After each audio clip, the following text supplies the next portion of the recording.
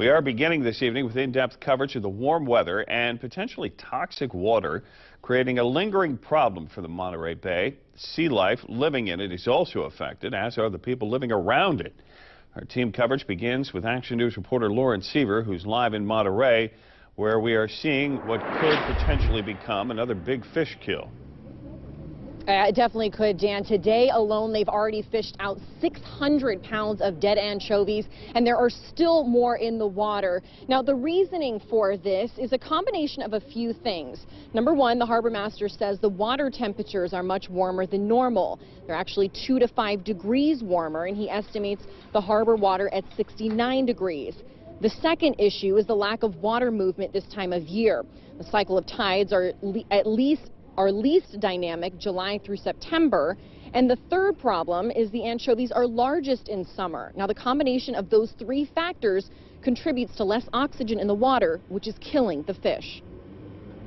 The whole West Coast is experiencing a very significantly higher level of water temperature. It's 2 to 5 degrees warmer Fahrenheit, which is a lot for the ocean along the entire West Coast. So that's an exceptionally hard thing for the fish to survive.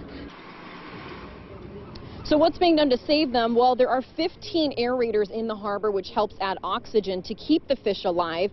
They will remain on for the next few weeks. They're also going to continue to scoop up the dead fish in the next few days to prevent any odor. And something to note, dead fish and dead anchovies are not just showing up here in the Monterey Harbor. They're also washing up onto beaches from Monterey all the way to Marina. So this is a larger problem than just here in the harbor. Dan. All right, thank you very much, Lauren. In Santa Cruz, biologists are studying, well, they have been for months, the toxic water in the bay and what we've been seeing all along the West Coast. Action News reporter Phil Gomez continues our team coverage from there. Phil? Well, Dan, at one point this toxic bloom appeared to be dissipating, but it thrives in warm weather. And with warmer temperatures occurring in the Monterey Bay and a powerful El Nino on the horizon, scientists predict it'll be back a third year. We can see it's still kind of hugging the coast. This map shows the beginning stages of the toxic bloom in May. There's not much to see, but here's another look at it in June. At its height, this red-colored area shows how much it's spread. It's just gone a little bit offshore and deeper because every time conditions get better, it pops back up, and so we still see it. Professor of Ocean Sciences at the University of California, Santa Cruz, Rafael Cadella, and his team run a regional algae monitoring project, and they're measuring some of the highest levels of the neurotoxin diamoic acid ever observed in the region. It's really having an impact on sea life here in the Monterey Bay. The surprising thing is we've gotten fish samples from them, and we've seen toxin levels in the anchovy that are probably 2 to 3 times higher than have ever been reported. Whales, pelicans, and sea lions feed on anchovies. Sea lions are the hardest hit. The Marine Mammal Center in Sausalito has rescued 157 so far. About half survive. It causes swelling in the brain and can cause death. Those who survive can develop amnesia. They're lost or don't know where to go, and that's why some of these sea lions end up swimming up rivers and end up inland, far away from the ocean where they should be. You wouldn't know by looking. The bloom consists of microscopic algae that give the water a vague brown-gray cast. It also appears to thrive in warm conditions. Today's water temperature in the Monterey Bay was reported at a tepid 69 degrees. And with the largest El Nino on the horizon, we would predict that we might actually have a third year in a row next summer where we're going to have the same sort of crazy conditions. And once a sea lion has recovered, the Marine Mammal Center checks to ensure it's not showing amnesia symptoms before it's released back into the ocean. Reporting in Santa Cruz, Phil Gomez, KSBW, Action News 8. All right, Phil, thank you very much. These warm water temperatures are very significant.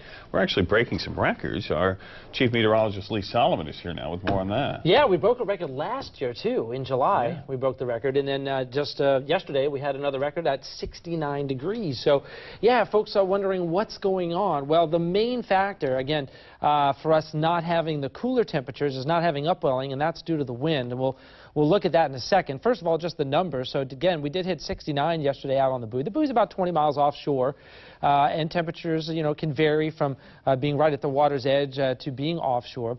Average water temperature in August, mid-50s, upper 50s, so we're way above that. And the water temperature right now is back at 67, and we do have a little bit of a breeze on the bay. Now, normally, we'd see a lot of wind in spring. We only had about a week of winds, and we did have some cooler waters, and since then, the wind has really died off. So normally you see a lot of wind, and what the wind does is it turns over the water column, meaning it brings that colder water from underneath down at depth, and it brings it back up to the surface, and that's why we have so much marine life. It's because the colder water holds more oxygen.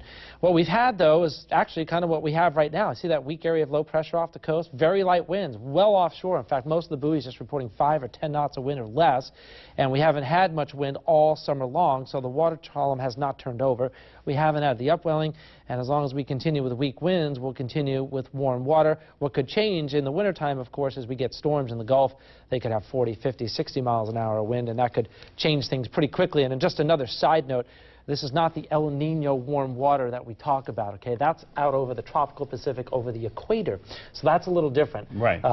And there are other big oscillations in the atmosphere and in the oceans that could cause this. But basically, it's just upwelling. When you don't have wind, you don't have upwelling, you don't have the turnover of the water column, and you're basically going to stay warm. We're going to talk about El Nino, though, at 6 here a little bit later. Going to kind of give you a little preview of what we might have this winter, and it is looking good. All right. Yeah. We'll look for it. Very good. Thank you, Lee.